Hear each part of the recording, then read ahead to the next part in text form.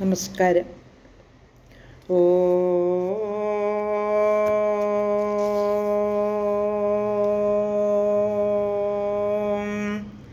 ഓ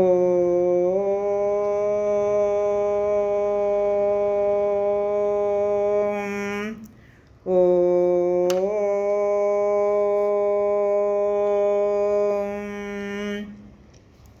കുജനം രാമ രാമേതി മധുരം മധുരാക്ഷരം ആരുഹ്യ കവിതാശാഖാം വന്ദേ വാൽമീകി കോകിലം. രാമായ രാമഭദ്രായ രാമചന്ദ്രായ വേധസേ രഘുനാഥായ നാഥായ സീതായ പതയേ നമഃ. മനോജവം മാരുതതുല്യവേഗം ജിതേന്ദ്രിയം ബുദ്ധിമതാം വരിഷ്ടം വാതാത്മജം വാനരയൂഥമുഖ്യം ശ്രീരാമദൂതം ശരണം പ്രപദ്യേ. ശ്രീമദ് വാൽമീകി രാമായണം ആരണ്യകാണ്ഡം സപ്തദശ സർഗ 17-ാം സർഗം.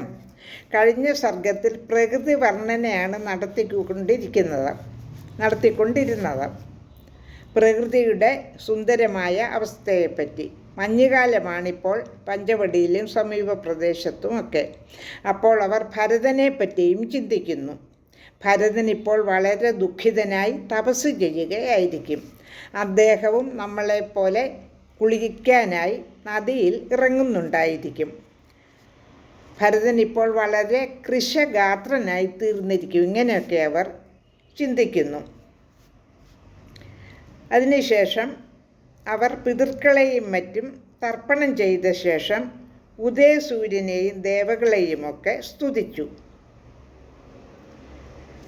അങ്ങനെ അവരുടെ നീരാട്ട് കഴിഞ്ഞു. 17-ാം സർഗത്തിലെ പ്രതിപാദ്യം എന്താണെന്ന് നോക്കാം. ശ്ലോകം 1.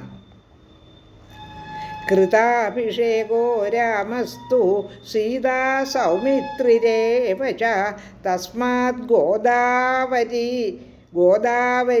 തീരാത് തതോ ജഗ്നു സ്വമാശ്രമം. സ്നാനം ചെയ്തതിന് ശേഷം സീതയോടും സൗമിത്രിയോടും കൂടി ആ ഗോദാവരി തീരത്ത് നിന്ന് രാമൻ തങ്ങളുടെ ആശ്രമത്തിലേക്ക് തിരിച്ചുപോയി. ശ്ലോകം 2. ആശ്രമം തമുപാഗമ്യ രാഘവ സഖലക്ഷ്മണഃ കൃത്വാ പർവാഗ്നികം കർമ്മ പർണശാലാമുപാഗമത.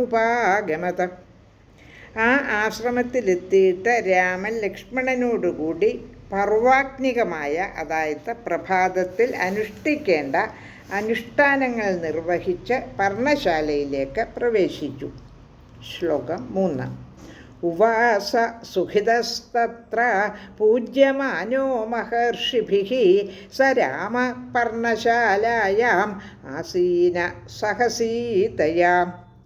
മഹർഷിമാരാൽ പൂജിതനായി രാമൻ പർണശാലയിൽ സീതയോടുകൂടി ഇരുന്നരുളി. ശ്ലോകം 4.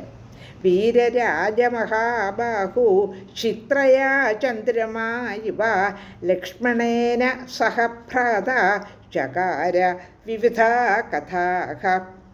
മഹാബാഹുവായ അദ്ദേഹം ചിത്ര നക്ഷത്രത്തോടുകൂടിയ ചന്ദ്രനെ പോലെ വിളങ്ങി.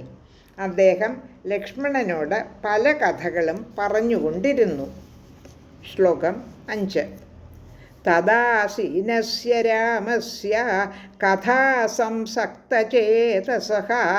തം ദേശം രാക്ഷസീ കാചിത് ജഗാമ യഥേച്ഛയാ. കഥകളിൽ ആസക്ത ചേതസ്സായി രാമൻ വർത്തിച്ചുകൊണ്ടിരിക്കെ ഒരു രാക്ഷസി ആ പ്രദേശത്ത് എത്തിച്ചേർന്നു. ശ്ലോകം 6.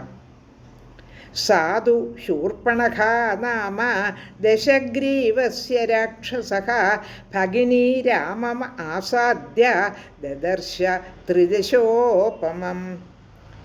ദശഗ്രീവനായ രാക്ഷസന്റെ ഭഗിനിയായ ശൂർപ്പണഖ എന്നു പേരുള്ള അവൾ രാമൻ്റെ അടുത്തെത്തിയപ്പോൾ അദ്ദേഹത്തെ ദേവോപമനായി കണ്ടു. ശ്ലോകം 7, 8, 9.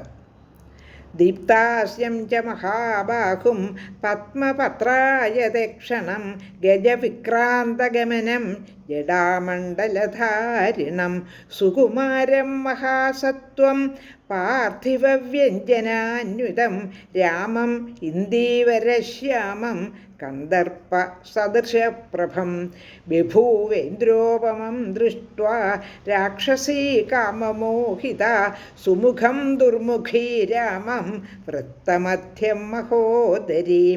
7, 8, 9 ശ്ലോകങ്ങളുടെ അർത്ഥം. ശോഭിക്കുന്ന മുഖം, ദീർഘബാഹുക്കൾ, താമര ഇതൾ പോലെ നീണ്ട കണ്ണുകൾ, ഗജരാജനെ പോലുള്ള നടത്തം, ജടാമണ്ഡലം ധരിച്ച രൂപം, സൗകുമാര്യം, മഹാഗാംഭീര്യം. രാജലക്ഷണങ്ങൾ: ഇന്ദീവരം പോലെയുള്ള ശ്യാമവർണം, കാമദേവൻ്റേതുപോലുള്ള സൗന്ദര്യം, ഇന്ദ്രനു സമാനമായ ആകർഷകത്വം. ഇവയെല്ലാം ചേർന്ന രാമനെ കണ്ടിട്ട് രാക്ഷസി കാമമോഹിതയായി തീർന്നു.